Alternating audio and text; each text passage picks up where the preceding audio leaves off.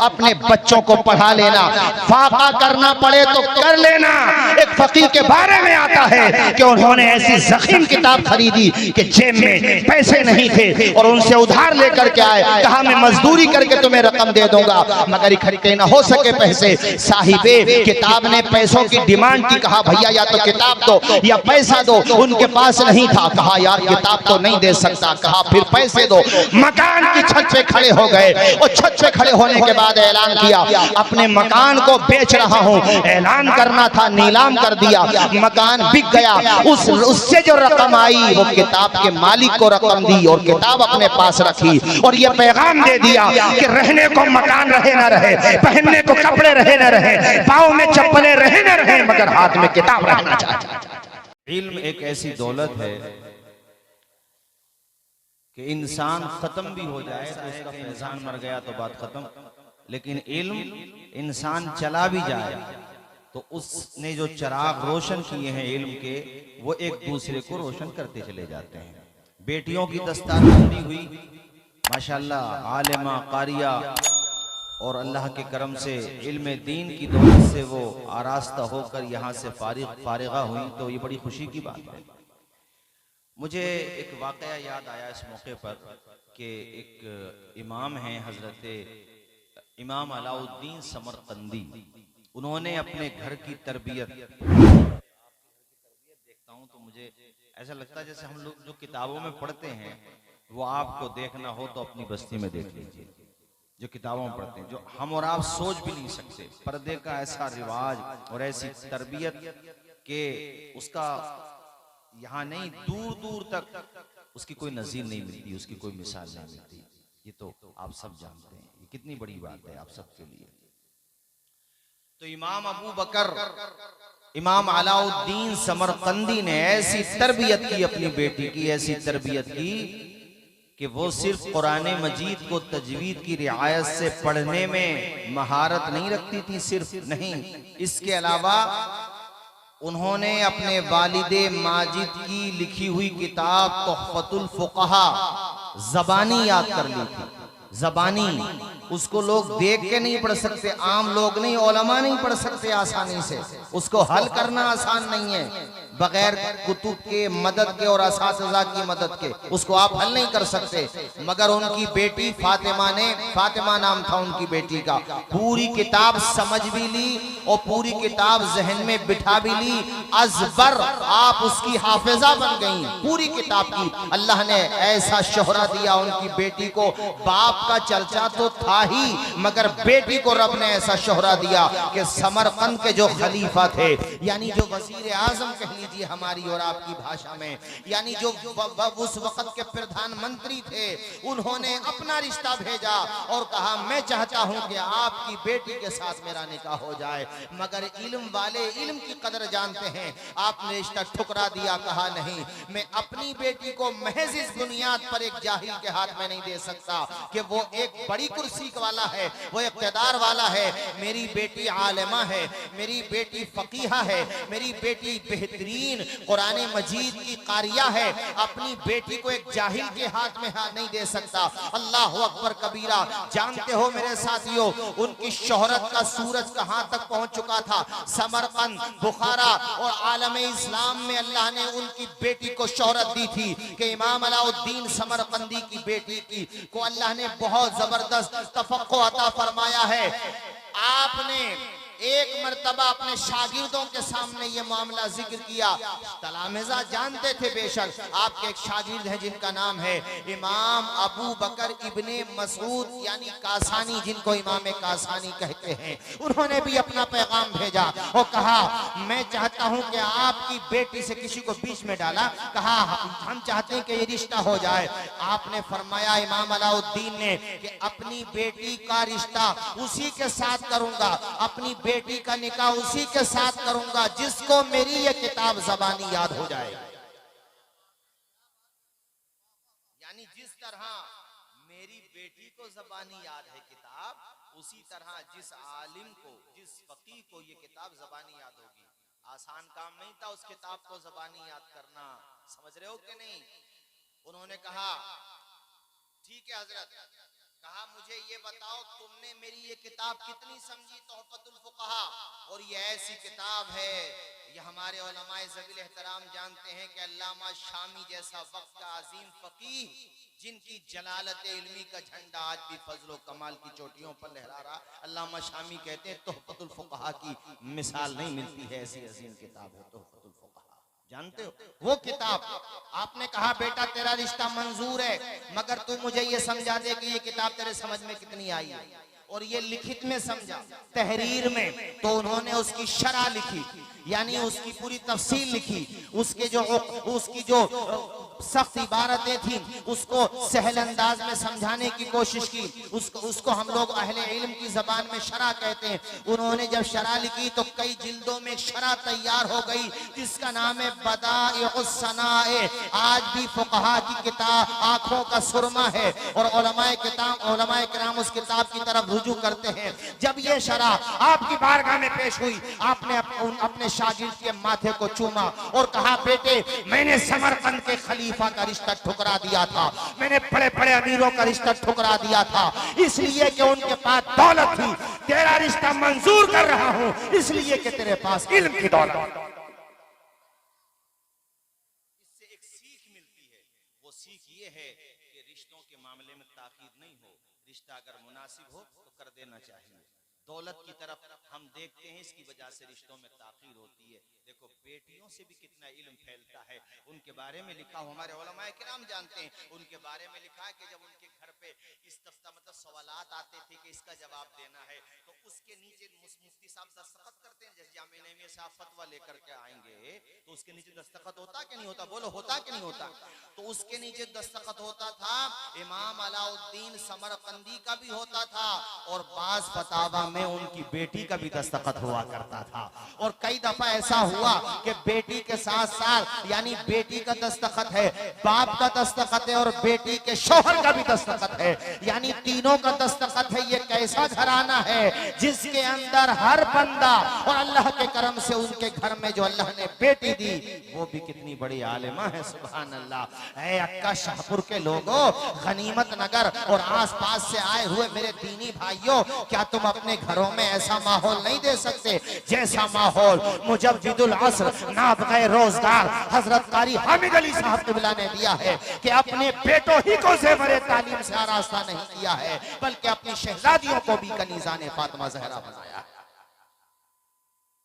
आप क्यों नहीं दे सकते ऐसा माहौल? उन्होंने ऐसे वक्त में ये इल्म का चिराग यहाँ पे रोशन किया जब पूरे खित्ते में दूर दूर तक आपको इल्म की खुशबू महसूस नहीं होती थी। उस दौर में उन्होंने इदारा कायम किया। ये जिम्मेदारी बनती है, ये ना सोचो कि ये उनका इदारा है, ये सोचो कि ये हमारा इदारा है। यहाँ पे हमारी बेटियां भी पढ़ेंगी, यहाँ पे हमारे बेटे भी पढ़ेंगे। और यार अपने बेटों के हाथों में कलम दो। अभी बिरादर गिरामी हजरत मौलाना सरताज साहब आप पे जोर दे रहे थे कि बच्चों के हाथों में कलम दो, इल्म इल्म होता है। अरे इल्म के बगैर तो बादशाहों की गुत्थियां नहीं सुलझती हैं।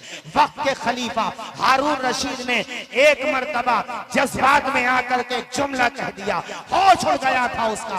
हालांकि कितनी बड़ी दुनिया का वो हुक्मरान था, आधी दुनिया से ज्यादा आराजी पर जमीन पर उसकी हुकूमत का फरारा लहरा रहा था। अपनी बीवी जुबैदा से कह बैठा कि शाम ढलने से पहले पहले अगर मैं अपने मुल्क की सरहद न छोड़ूं तो तुझ पे 3 तलाक हो पड़ जाए। निकल गया ज़बान से, 3 तलाक हो जाए। अब उसका मुल्क इतना बड़ा था कि कई महीनों तक सफर करो तब जाके, और फ्लाइट थोड़ी थी उस जमाने में कि यार फ्लाइट पकड़ लिए, ट्रेन पकड़ ली, कैसे शाम तक कैसे पहुंचे? ट्रेन से तो शाम तक भी नहीं पहुंच सकते, कैसे पहुंचे? अब वो जब उसको ख्याल आया यार बीवी तलाक से निकल जाएगी, अब देखो यहाँ पे दौलत काम नहीं आ रही है, शोहरत काम नहीं आ रही है, दबदबा काम नहीं आ रहा है, फौज के कमांडर इन चीफ काम नहीं आ रहे हैं, दुनिया का दिल दिमाग काम नहीं आ रहा है। क्या किया जाए?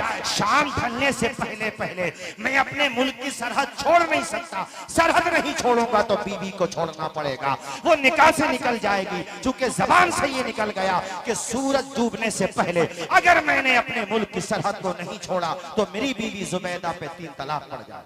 अब क्या करे, बड़ा परेशान। उलमाए किराम के बारगाह में ये बात पहुंची। सारे उलमाए किराम ने अपने मरजा की तरफ रुजू किया और उस दौर में जो मरजाए खलाइक था, मरजाउल उलमा था, मरजाउल फुक़हा था, मरजाउल मुतकल्लिमीन था, जानते हो वो कौन था? वो इमाम आजम का शागिर्द हजरत इमाम अबू यूसुफ।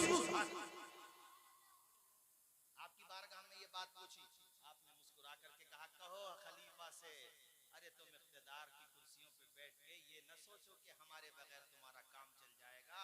आज भी अगर तुम्हारा मामला अटका हुआ है तो इसको निकालने के लिए कोई वारिसे मुस्तफा चाहिए, कोई आलिमे दीन चाहिए। जाओ कह दो खलीफा से कि तुम्हारी बीवी को तलाक नहीं पड़ेगी। मुस्कुरा के बोलो ना यार, सुभान अल्लाह, जरा झूम के बोलो सुभान अल्लाह। तुम्हारी बीवी को तलाक नहीं पड़ेगी। वो बड़ा खुश हुआ, दौड़ा दौड़ा आया, का हुजूर कैसे आया है? किसी को भेजा। आपने फरमाया क्या कसम खाई है उसने? यही तो कि शाम तक अगर अपने मुल्क की सरहद न छोड़ी तो बीवी पे तलाक पड़ जाए। तो हम कह रहे हैं ना, उसके मुल्क की सरहद छूट जाएगी, वो मस्जिद में चला जाए, इसलिए कि मस्जिद में ना उसकी हुकूमत है ना उसके बाप की हुकूमत है। मस्जिद खुदा का घर है, वहां उसका कुछ भी नहीं है। इसी तरीके से ईसा इब्ने मूसा ने एक मर्तबा ये कसम खा ली कि मेरी बीवी चांद से ज्यादा खूबसूरत न हो तो तलाक पड़ जाए।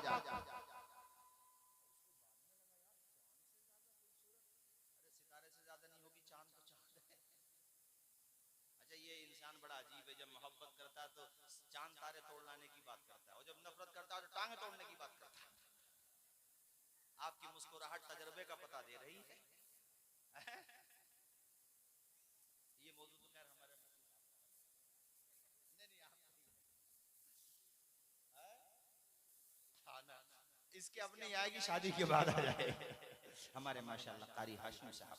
अच्छा, मैं देखता हूँ कि हजरत ने शहजादे तो शहजादे हैं ही माशाल्लाह, लेकिन अपनी बेटियों के जहाँ पे निकाह किए उनको भी आप देखो। हमारे हजरत मौलाना अबरार साहब, आप जाके संभल में देखिए रज़ाए हसन, अल्हम्दुलिल्लाह क्या जिम्मेदारी निभाते हैं। इधर देखिए कारी हाशिम साहब। अच्छा, शागिर्दों का मामला भी ऐसा है मेरे वालिद साहब, और मैं तो कैमरों के सामने कह रहा हूँ भाई, मैं कोई ऐसा थोड़ी नहीं है जो कान में कह सकते हैं मैदान में भी कह सकते हैं। मेरे वालिद साहब भी हजरत के शागिर्दों में थे, और ये जो आप देख रहे हैं जो तूतिए हिंद है, अल्हम्दुलिल्लाह अल्लाह ने ऐसा। हमारे कारी जीशान साहब हमारे भाई संभल से आए, कह रहे हैं यार हजरत देखने में भी ऐसे ही है और आवाज भी ऐसे ही है। अब भी अपने रंग में आ जाएं तो नौजवान उलमा के माथे पे पसीना आ जाए, अल्हम्दुलिल्लाह। तो ये किसका फैजान है? जोर से बोलो। ये दरसगाह हामिदी ही का तो फैजान है। अरे दरसगाह हामिदी यहाँ रही हो या संभल में?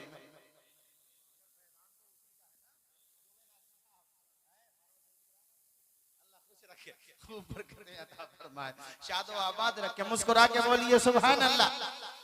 बीवी के बारे में क्या कह दिया? जोर से बोले कि चांद से ज्यादा हसीना ना हो, चांद से ज्यादा जमीला ना हो, चांद से ज्यादा खूबसूरत ना हो तो तलाक पड़ जाए। अब होश आया बाद में, यार जज्बात में क्या निकल गया मुंह से? मेरी बीवी चांद से ज्यादा खूबसूरत तो नहीं है, बहरहाल खूबसूरत तो है मगर चांद से ज्यादा। अब क्या करें? बड़े बड़े लोग बैठे थे, दुनिया का दिल दिमाग था उसके पास, मगर क्या करें, मसला कोई हल नहीं करता। उसकी परेशानियों को भी दूर किया है तो एक फकीह ने दूर किया है। उसने उससे मुस्कुरा करके कहा, यार परेशान क्यों होता है, चल जा, तेरी बीवी को तलाक नहीं पड़ेगी।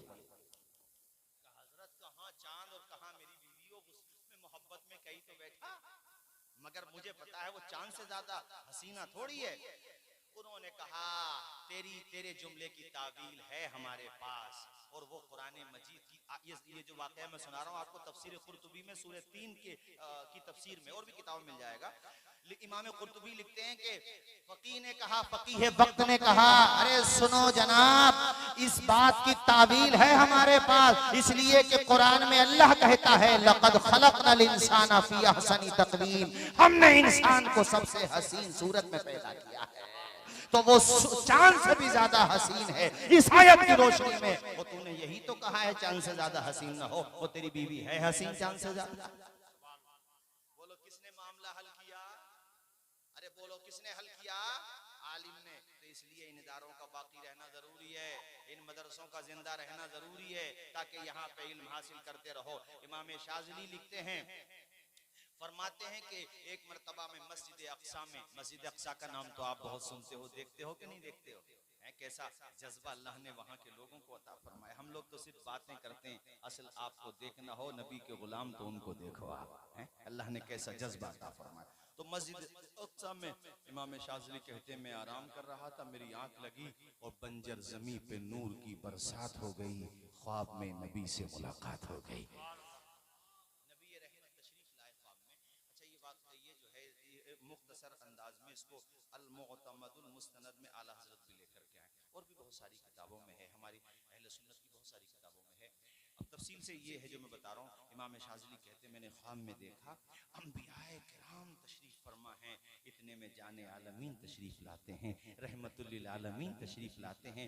नाम उसमें बाज़ाब्ता नाम भी इमाम शाज़िली बता रहे हैं। कहते हैं कि हज़रत इब्राहीम खलीलुल्लाह भी हैं, मूसा कलीमुल्लाह भी हैं, ईसा रूहुल्लाह भी हैं। कैसा प्यारा मंजर होगा, तसव्वुर तो करो। जहाँ पे मुक्तदा भी हैं, मुक्तदी भी हैं, जहाँ पे मेराज के दूल्हा भी हैं, और मस्जिद अक्सा में नमाज पढ़ाने वाले इमामुल अंबिया भी हैं, और नमाज पढ़ने वाले नारे रिसालत उलमाए अहले सुन्नत मसलके आला हजरत, नारे तकबीर, नारे रिसालत उलमाए अहले सुन्नत मसलके आला हजरत, के नारे सामने तकबीर अदब के साथ बैठे हुए हैं। हजरत मूसा ने कहा ए बेटा अपना नाम बताओ, और उनसे कोई सवाल पूछा। इमाम गजाली ने एक सवाल के 10 जवाब दिए। हजरत मूसा ने कहा बेटा बात मैंने एक पूछी है तो जवाब भी एक ही दो, बात खत्म हो जाएगी, मगर आपने एक सवाल के बदले में 10 जवाब दिए मेरे लाल। सवाल एक है तो जवाब भी एक दो। हजरत मूसा ने बहुत ही अदब के साथ गर्दन झुका के अर्ज किया ए अल्लाह के कलीम, ए मूसा कलीमुल्लाह, रब ने भी तो आपसे सिर्फ एक ही बात इरशाद फरमाई थी, वमा तिल कभी यमीनी का या मूसा, ए मूसा आपके हाथ में क्या है? आप कह देते ही आसाया, ये मेरा आसा है, बात खत्म हो जाती, मगर आप अपने जवाबात का सिलसिला दराज करते रहे हैं। आपने कहा हिया आसाया अतवक्कउ अलैहा व अहुशु बिहा अला गनमी वलिया फीहा मारिब उखरा, ये मेरा आसा है, मैं इस पे टेक लगाता हूँ अपनी बकरी के लिए, यानी अपनी बकरी के लिए दरख्त से चारा तोड़ता हूँ, उसको झाड़ता हूँ, और भी मेरे इससे बहुत सारे काम हैं। मूसा कलीमुल्लाह के लबों पे मुस्कुराहटों के गुलाब खिल जाते हैं। आपने कहा बेटा जरा ये तो देख, शर्फे कलाम किससे मिल रहा था, मैं गुफ्तगू किससे कर रहा था? ए बेटा मैं ये चाहता था कि खुदा से गुफ्तगू का सिलसिला यूं ही चलता रहे और मैं खुदा के कलाम के फैजान से माला माल होता रहूं, इसलिए मैं अपना कलाम बढ़ाता चला जा रहा था, जवाबात देता चला जा रहा था। हजरत इमाम गजाली ने कहा हे अल्लाह के कलीम, आप खुदा से सिलसिले कलाम बढ़ाना चाह रहे थे और मैं खुदा के कलीम से सिलसिले कलाम बढ़ाना चाह रहा हूँ। मैं ये चाहता हूँ कि आपसे गुफ्तगू का सिलसिला बढ़ता रहे। सुभान अल्लाह। नारे तकबीर, पेशानी चूम नारे ली, रिसालत, पेशानी चूम ली उन्होंने नाजिम साहब, और कहा या रसूल अल्लाह मुझे अंदाजा हो, मैंने जान लिया कि आपकी उम्मत के उलमा की शान क्या है। इनका नाम इमाम गजाली है। इमाम शाज़िली कहते कि ये ख्वाब में देख ही रहा था, इतने में किसी ने आकर के मेरे पांव पे, इमाम गजाली, हाँ इमाम मोहम्मद जी जी जी, कहा इमाम शाज़िली ने कि मैं ख्वाब देख ही रहा था, मैं अचानक मेरे अंगूठे पे आके किसी ने मुझको जगाया, मैं उठा तो मैंने देखा सामने मस्जिद अक्सा के इमाम साहब खड़े हुए हैं और उन्होंने कहा बेटा उठो, नमाज का टाइम हो गया और यहाँ आजान हो रही है फज्र की। और फिर मैं जब बेदार हो गया तो इमाम ने कहा बेटा हैरत से मुझे क्या देखता है, जहाँ पर भी जलवा नजर आ रहा है, नूर नजर आ रहा है, आमना के लाल का सदका नजर आ रहा है। कहते हैं उसके बाद वो इमाम साहब भी फिर कभी मुझे दिखाई नहीं दिए। सुभान अल्लाह, क्या शान होती है इल्म की। इसलिए भाइयों मैंने आपसे अर्ज किया था कि इस मदरसे को खूब तरक्की देने की कोशिश करो यार। जेब की रकम क्या चीज है, अगर लहू के कतरों की भी जरूरत पड़ जाए तो हजरत के कदमों में ला करके पेश कर दो और कहो कि हमें अपनी बेटियां भी पढ़ाना है, बेटे भी पढ़ाना है। आपने जो इदारा कायम किया, अर्ज किया था मैंने उस दौर में जबकि यहाँ पर क्या था, था। हम तो आते तो उस जमाने में कश्ती चला करती थी, आज तो माशाल्लाह मर्सिडीज गाड़ियां दौड़ रही हैं अल्लाह के करम से। तो यहाँ पर उस जमाने में हजरत ने ये इल्म का चमन आबाद किया था। आखिरी बात तकरीर खत्म करता हूँ चूंकि फहरिस्त काफी तवील है। एक नाम है इमाम मुज़नी का। ये ऐसे अजीम मुहद्दिस हैं, जैसे हमारे वहाँ पर इमाम आजम के बाद इमाम अबू यूसुफ का नाम आता है, इसी तरह से शवाफे में इमाम शाफई के बाद इमाम मुज़नी का नाम आता है। ये इतने बड़े फकीह थे कि इनकी एक किताब बहुत मशहूर है, जिस किताब का नाम है अल मुख्तसर। अल्लाह ने इस किताब को ऐसी शोहरत अता फरमाई कि एक दौर ऐसा भी गुजरा है जब बेटी वाले अपनी बेटियों को जहेज में अल मुख्तसर को दिया करते थे तोहफे में, और कहते थे बेटी घर पे जाकर के कुरान की भी तिलावत करना और अल मुख्तसर से अपने बच्चों को जेवर तालीम से आरास्ता करने की कोशिश करना। उस किताब का नाम अल मुख्तसर है। ये इमाम मुज़नी वो है मेरे साथियों। मैं आपसे अर्ज करता चलूं कि गरीब परवरी बहुत किया करते थे, यतीम बच्चों का बड़ा ख्याल किया करते थे और यतीमों से बड़ी मोहब्बत किया करते थे। एक मर्तबा एक यतीम बच्ची ने इमाम मुज़नी के लिए बारगाह खुदाबंदी में अपने हाथों को बुलंद किया था और कहा था, या अल्लाह इमाम मुज़नी पर इतना करम फरमा, जहन्नम की आग भी हराम कर दे, दुनिया की आग भी हराम कर दे। और उसका असर ये हुआ कि दुनिया में जलते हुए अंगारों पे अपना हाथ रख दिया करते थे, मगर आग उनके हाथ को नुकसान नहीं पहुंचाया करती थी। उनका नाम ये इल्म का फैजान होता है, इल्म की बरकत होती है। भाइयों, आखिर में यही अर्ज करूंगा, आधी रोटी खा लो यार, फाका भी करना पड़े तो कर लो, मगर अपने बच्चों को आज हजरत की मिसाल आपके सामने देखो, शहजादे को पढ़ाया तो आज भारत का कोई गोशा है ऐसा, बोलो कोई गोशा है ऐसा जहां आपकी बस्ती का नाम ना पहुंचा हो? नहीं होगा, शायद कोई धोखे से रह गया होगा तो बात अलग है, इन्होंने तारीख न दी हो, वरना वो भी नहीं रहता। मणिपुर या मेघालय रह गया होगा शायद, उधर ना जाओ तो ठीक है, हालात ठीक नहीं है उधर के। बाकी तो अल्हम्दुलिल्लाह कोई खित्ता नहीं। बोलो ये किस चीज की बरकत है? आवाज नहीं आएगी जोर से, इल्म की बरकत है। आवाज आए किस चीज की बरकत है? आपसे मैं दरख्वास्त करूंगा, अक्का शाहपुर वालों, गनीमत नगर वालों, चटकाली वालों, आसपास से जहां जहां से भी आए हो, सबसे कहता हूं अपने बच्चों को पढ़ा लेना। फाका करना पड़े तो कर लेना। एक फकीह के बारे में आता है कि उन्होंने ऐसी ज़ख़ीम किताब खरीदी कि जेब में पैसे नहीं थे और उनसे उधार लेकर के आए, कहा मैं मजदूरी करके तुम्हें रकम दे दूंगा, मगर इकट्ठे न हो सके पैसे। साहिबे किताब ने पैसों की डिमांड की, कहा भैया या तो किताब या पैसा दो। उनके पास नहीं था, कहा यार किताब तो नहीं दे सकता, कहा फिर पैसे दो। मकान की छत पे खड़े हो गए और छत पे खड़े होने के बाद ऐलान किया अपने मकान को बेच रहा हूं। ऐलान करना था, नीलाम कर दिया, मकान बिक गया। उससे जो रकम आई वो किताब के मालिक को रकम दी और किताब अपने पास रखी और ये पैगाम दे दिया कि रहने को मकान रहे ना रहे, पहनने को कपड़े रहे ना रहे, पाँव में चप्पलें रहे ना रहे, मगर हाथ में किताब रहना चाहिए।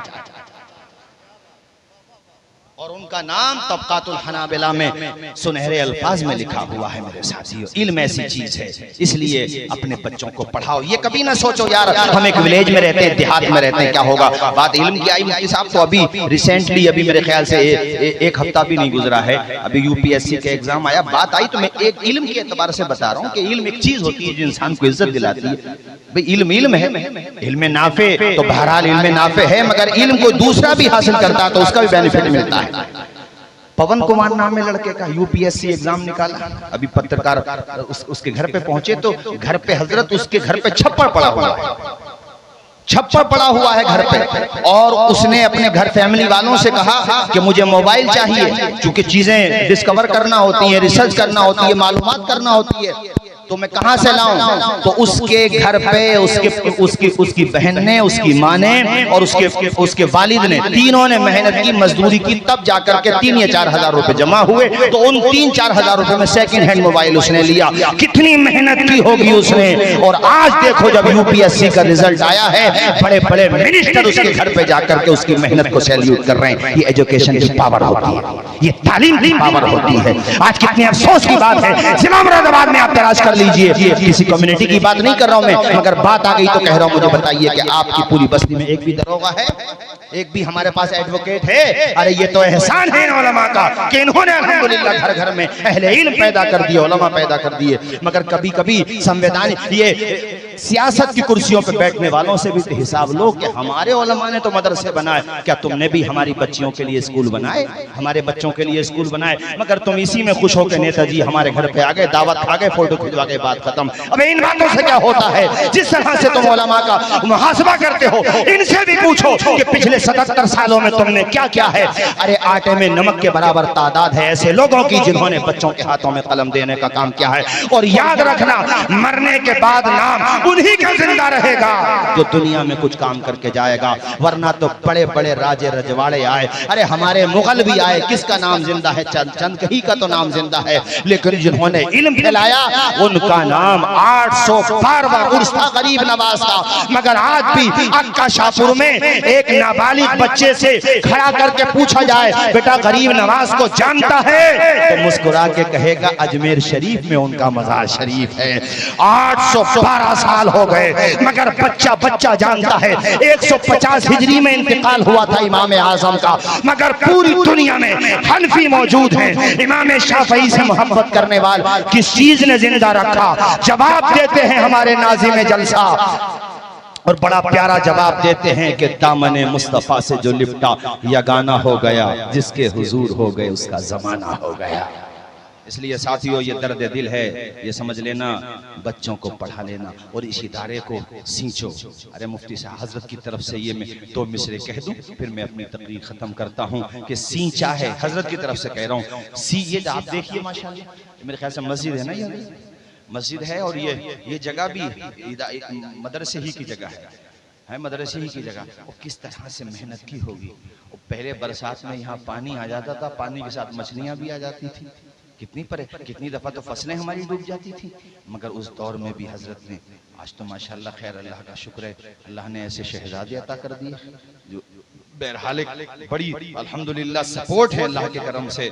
और मैं ये कहूँगा कि ये सब है हजरत ही की दुआओं का समरा और हजरत के शहजादों की वालदा की दुआओं का सदका, बहनों की दुआओं का सदका। भाइयों, मैं हजरत की तरफ से ये शेर कह दूं, फिर तकरीर खत्म करता हूँ। सींचा है इसे खून से हम तिश्ना लबों ने, तब जाके इस अंदाज का मैखाना बना है। अस्सलाम वालेकुम।